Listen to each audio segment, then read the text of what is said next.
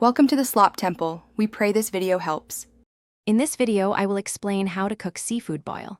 Start by selecting your favorite seafood, such as 2 pounds of shrimp, 1 pound of crab legs, and 1 pound of mussels. Don't forget the essential additions like 4 ears of corn, 1.5 pounds of small potatoes, and half a pound of smoked sausage. A large stock pot, at least 16 quarts, is crucial for a successful boil. We'll also need plenty of butter and a robust seasoning mix. First, fill your large stock pot with about 8 quarts of water and bring it to a vigorous boil. Next, generously add your preferred seafood boil seasoning, perhaps half a cup, along with a sliced lemon, a head of garlic, and 1 quartered onion. Let this flavorful broth simmer for about 10 minutes to fully infuse the flavors. This aromatic base is key to a delicious seafood boil.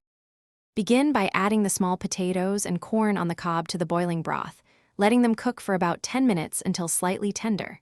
Then, introduce the smoked sausage and crab legs, allowing them to boil for another 5 minutes.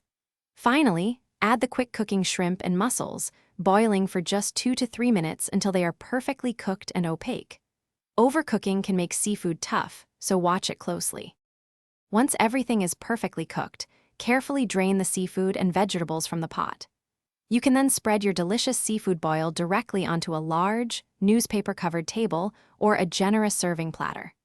Drizzle generously with melted butter, perhaps half a cup, and sprinkle with extra seasoning to taste.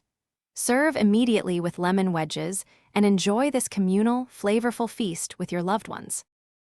Thanks for watching. Consider subscribing if we helped you.